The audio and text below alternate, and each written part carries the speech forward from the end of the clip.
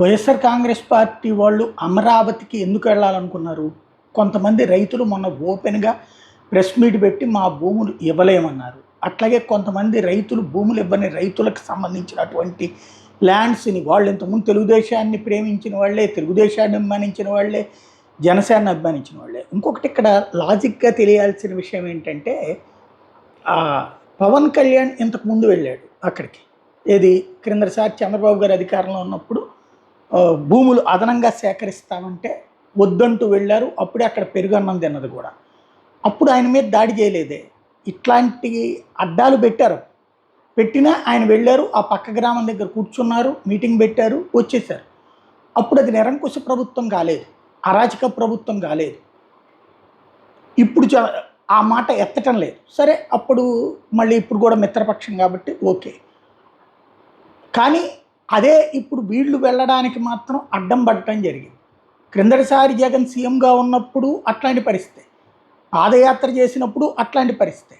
అంటే ఒక పక్షం మాత్రమే ఇక్కడ ఉండాలా, మాకు నచ్చిన వాడు ఉండాలి, మాకు నచ్చని వాడు ఇక్కడికి రావడానికి వీల్లేదు, ఇక్కడ ఉండటానికి వీల్లేదు. ఇది రాజధానిలో, మళ్ళీ పోనీ ఎక్కడో కాదు, రాజధానిలో ఇది ప్రజాస్వామ్యబద్ధమేనా అన్నది ఒక ప్రశ్న.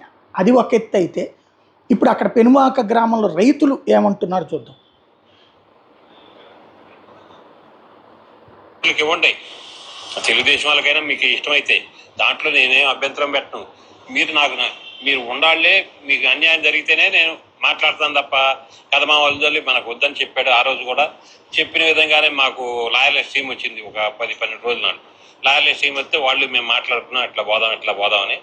తర్వాత పోతే ఏంటంటే మళ్ళీ మేము 2 సార్లు పోయాం జగన్మోహన్ రెడ్డి స్టీమ్ దగ్గరికి వెళ్తే ఏం జరిగిందంటే, మరి ఎట్లా కాదంటే మీరు మా ఊళ్ళో అసలు మా రైతులు కొంతమంది సాంబరెడ్డి, కొంతమంది శ్రీకాంత్ రెడ్డి చేల్లో పవాతి కావట్లేదు, చుట్టూ గొయ్యి తీశారు, మధ్యలోనే చేలు ఉన్నాయి. ఆ చేనేమో వాళ్ళు ఇడిచిపెట్టింది సారకుండా ఆ నీళ్ళలో ఇరిగిపోతుంది.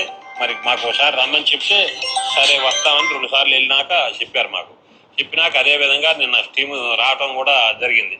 ఆ స్టీమ్ని ఉండవిల్లో మా ఊరు వస్తామంటే ఉండవిల్లో అడ్డుకున్నారు.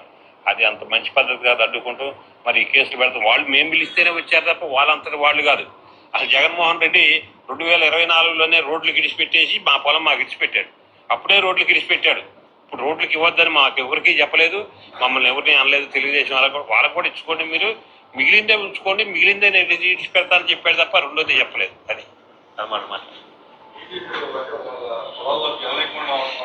లేకుండా ఉండటమంటే వాళ్ళ పొలాలకి వాగు చెరువు తీస్తున్నారు. ఆ చెరువు తీస్తా ఏం చేశారంటే వీళ్ళ పొలాల్లోకి చుట్టూ కొండ తీశాడు. సాంబరెడ్డి అనే రైతు చేనుకి ఏం చేశాడంటే 2 వైపులు కొండ తీశాడు, 2 వైపులు వాగు ఉంది. ఆయన చేనుకి వెళ్ళాలంటే దారి లేదు.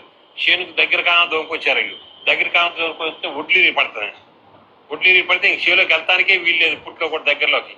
ఆ విధంగా జరుగుతుంది. రైతులందరికీ ఇబ్బందిగా ఉండి మేము పోతేనే వాళ్ళు మా దగ్గరికి వచ్చారు. రైతుల దగ్గరికి స్టీమ్ జగన్ పంపించి స్టీమ్ తప్ప వాళ్ళంతా వాళ్ళు వచ్చింది కాదు.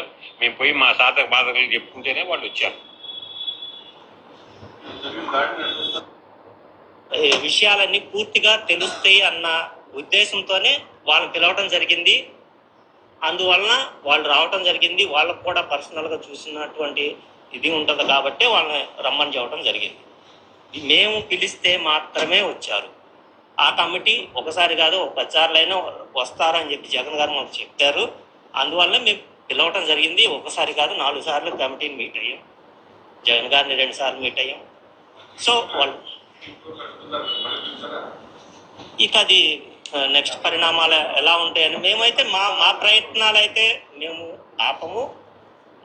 మేము ఎలా అదే ప్రాంతానికి సంబంధించిన రైతులు తమని కాపాడాలని ప్రభుత్వాన్ని వేడుకుంటే పట్టించుకోలేదు, అలాగే పవన్ కళ్యాణ్ అడిగితే పట్టించుకోలేదు. జగన్ దగ్గరికి వెళ్తే రూల్ ప్రకారం వెళ్దామని చెప్పాడు, లీగల్గా సపోర్ట్ అన్నాడు. తను వేసిన అమరావతి కమిటీ వాళ్ళు వెళ్తే వాళ్ళని కొట్టారు. ఇప్పుడు ఆ విషయం ఆ ప్రాంత రైతులే చెప్తున్నారు. ఒక పొలంలోకి వెళ్లకుండా అడ్డుకోవడం కంటే రాక్షసత్వం, అంతకంటే హింస ఇంకోటి ఏదైనా ఉందా అన్నదే ఇక్కడ $1 మిలియన్ ప్రశ్న.